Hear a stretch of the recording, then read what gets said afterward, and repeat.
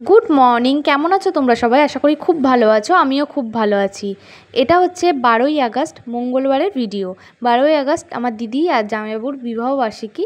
11ই August ওদের ছেলের জন্মদিন, আর 12ই আগস্ট ওদের বিবাহবার্ষিকী। ওদের বিয়ে হলো 4 বছর হলো।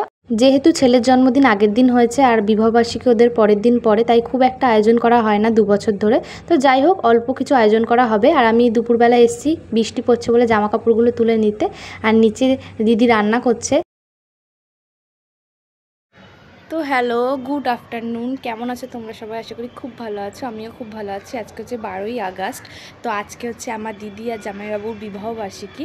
তো যেহেতু কালকে দিদির ছেলের জন্মদিন গেছে, ও হয়েছে 11ই আগস্ট, আর এদের বিবাহবার্ষিকী 12ই আগস্ট। দিদির বিয়ে হলো 4 বছর, আর আমার ননি তো 2 বছরে। তো যাই হোক, কালকে যেহেতু তার জন্মদিন হয়েছে, তাই দিদির বিবাহবার্ষিকী আর আজকে সেলিব্রেট কিছুই হবে না। শুধু শুনছিলাম রাতের বেলা বিরিয়ানি হবে, বাড়িতে বিরিয়ানি বানাবে। তো যাই হোক, আর মানে আগের বছর থেকে ননির জন্মদিন হয়, তারপরের দিন আর এদের বিবাহবার্ষিকী সেলিব্রেট করে না। আর একদিনে মানে ননি যদি আজকে হতো তাহলে একদিনে দুটোই হয়ে যেত, যেহেতু ননির জন্মদিনটাই জামাইবাবু করবে বলেছে, আর বিবাহবার্ষিকীটা খুব একটা সেলিব্রেট করবে না। তবে হ্যাঁ, 5 বছরে হয়তো হবে কিছু। আর তো আজকে এখন এসছি, প্রচুর পরিমাণে বৃষ্টি হচ্ছে। আর মানে প্রচুর বলতে একটু একটু বৃষ্টি হচ্ছিল, আর এখন এসছি একটু ভালোই বৃষ্টি হচ্ছে, আর মেঘ করেছে প্রচুর পরিমাণে। তো জামা কাপড় তুলতে এসছি, মা বলছে যা উপরে গিয়ে জামা কাপড়গুলো তুলে নিয়ে আয়। তো মা সব কেচে ধুয়ে মেলে দিয়ে গেছিলো, প্রায় শুকিয়ে গেছিলো। আমার আস্তে আস্তে প্রায় অর্ধেকের বেশি ভিজে গেছে। তো যাই হোক, এখন এসেছি জামা কাপড় তুলতে। তো আজকে সকাল থেকে কোনো রকমের ভিডিও করিনি। আজকে একটুখানি মানে কালকে যেহেতু এত মানে বাড়িতে অনুষ্ঠান গেছে, তো একটু মানে ভালো লাগছিল না, একটু রেস্ট নিচ্ছিলাম। তো সকাল থেকে কোনো ভিডিও আমি করিনি। তো এখন করছি, ভাবলাম একটু করি। হাতে ফোনটা নিয়ে এসেছি, আমার বর ফোন করবে বলে। তো ভাবছি এখনও যখন করিনি একটু ভিডিওটা করি।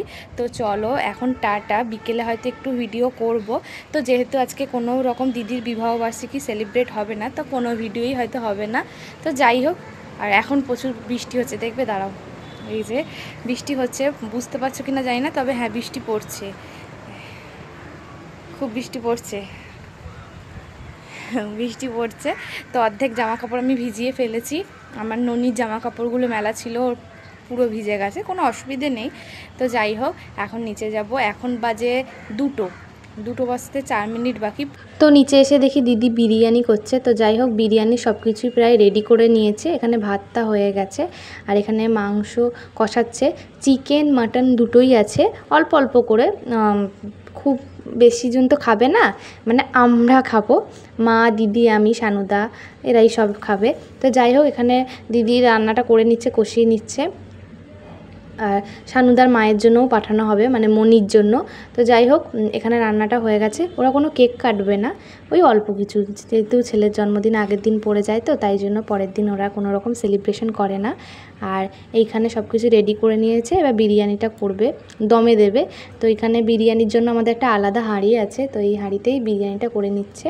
এইখানে লেগ পিস আছে আর মাটনও আছে। তো সব কিছু মিলিয়ে মিশিয়েই করছে, অল্প অল্প করে।